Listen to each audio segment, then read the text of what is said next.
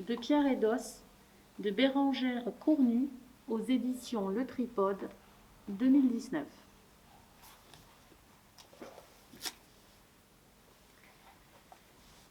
C'est l'été. Nous sommes sur la toundra. Les tentes sont installées en un endroit qu'on appelle là où la rivière coule en deux bras. Nous espérons qu'au début de l'automne, les caribous passeront non loin d'ici. Autrement, mon oncle dit que nous irons les chercher plus haut, là où s'étend un grand lac. En attendant le gros gibier terrestre, nous faisons de longues promenades pour cueillir des baies. Illa se gave de myrtilles. Tous les jours, elle s'en met plein le visage. Sonic m'apprend à récolter des racines que je ne connaissais pas. Légèrement grattées, elles croquent sous la dent comme de bons cartilages. Nous en trempons également de grandes quantités dans la graisse de phoque afin de les conserver pour l'hiver. Enfermées dans une outre, elles vont fermenter jusqu'à devenir aussi fondantes que de petits morceaux de glace. Rien qu'en y pensant, ma vieille mère pousse de grands « Hum ». Illa la regarde avec des yeux gourmands. Lorsque je m'absente, et même lorsque je suis là, Sonic prend grand soin de sa petite mère. Il y a quelque temps, malgré ses douleurs de vieille femme, elle est allée ramasser un gros fagot de saule nain pour lui faire une nouvelle natte. À quatre pattes dans la tente, des cailloux plein les poches, elle a remis du bon gravier sous sa couche. Il n'est pas rare qu'en rentrant chez nous, après la pêche ou une cueillette au loin, je les entende rire toutes les deux. Sonic chante le même langage que Illa. Le jeu est toujours le même. Sonic enfonce ses doigts sous les côtes de Illa, qui rit comme une couvée d'oies. Hier, nous sommes partis toutes les trois pour récolter des œufs de sterne. Sonic a montré à Illa comment reconnaître les nids, qui sont comme des petits cratères creusés au sol. Elle n'arrêtait pas de répéter. « Tu te souviens, petite mère ? Tu te souviens comme tu étais forte à cela autrefois, avec tes petits yeux de renard ?» Illa ramassait les œufs avec sérieux. Lorsque l'un d'eux s'est échappé de ses mains pour aller se briser contre une pierre, elle s'est mise à pleurer. Non parce que son contenu était bu par le sable, mais parce qu'elle pensait que ces petites boules grisâtres, tachetées de noir, étaient quelque chose d'infiniment précieux pour sa grand-mère. Sonic l'a consolée en cassant d'autres devant elle et en les lui donnant à manger. Illa a retrouvé le sourire. Comme nous étions dans un endroit agréable, nous en avons profité pour prendre un peu de repos. Nous avons fait un festin de crues, de racines et de baies. Plus tard, tandis que ma vieille mère et moi digérions tranquillement adossés à de grosses pierres, Illa est allée chercher un peu plus loin dans un bras de rivière. Elle déplaçait des cailloux et le tintement mat qu'ils faisaient en retombant les uns sur les autres berçait nos oreilles. Soudain, nous l'avons entendu crier « Ia ! Ia !» Nous avons accouru. Un nomble au ventre rouge était prisonnier du bassin qu'elle avait construit sans s'en apercevoir et tentait de passer le barrage en s'arc-boutant. Sonic jubilait. « Petite mère, en naissant du salique, tu as troqué tes yeux de renard contre ceux d'un ours. » Devant cette première prise, j'ai fait ce qu'il fallait. J'ai offert le poisson à Sonic en la remerciant d'avoir fabriqué une si bonne pêcheuse.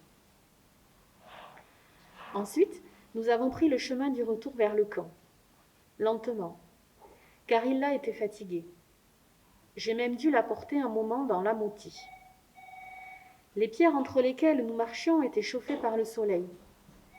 Il soufflait une brise légère.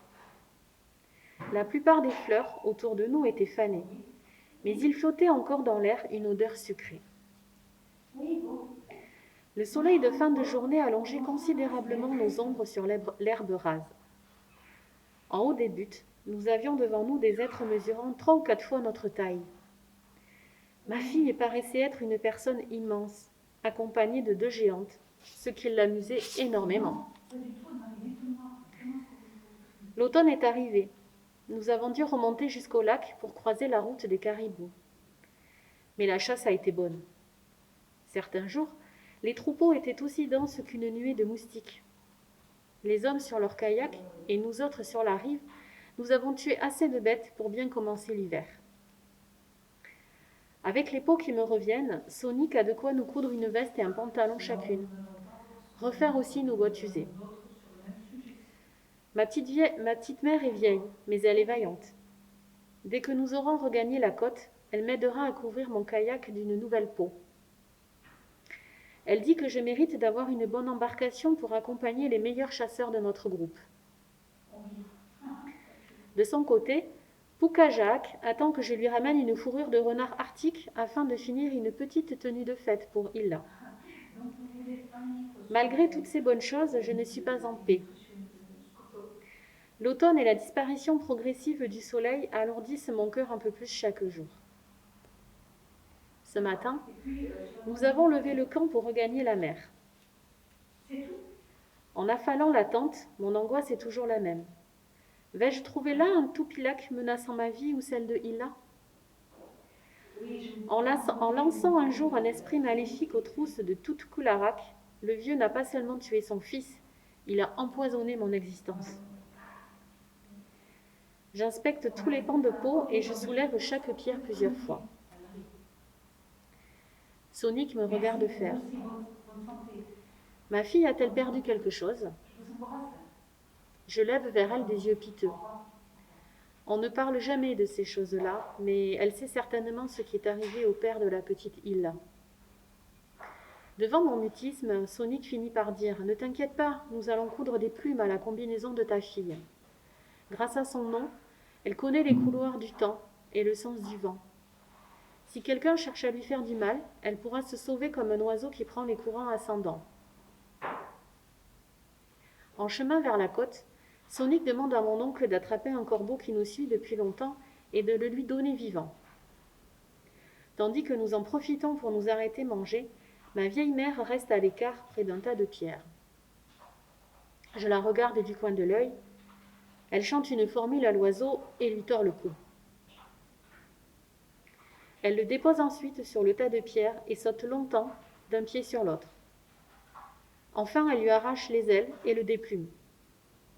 Seule une aile reste intacte qu'elle passe plusieurs fois à l'intérieur de son collier d'amulettes.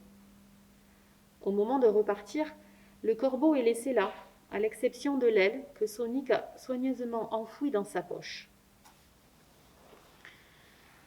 Le soir même, alors que nous installons un camp provisoire pour la nuit, Sonic déshabille Illa et coule l'aile de corbeau à l'extérieur de son manteau, un peu au-dessous de l'épaule.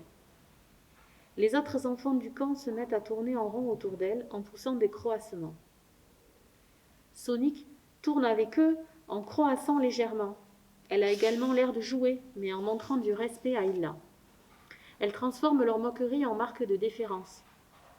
Je ne dis rien, mais j'ai envie de pleurer. Ma grande sœur Pukajak, qui observe la scène avec moi, me serre gentiment le bras. Il est bon d'avoir une famille près de soi.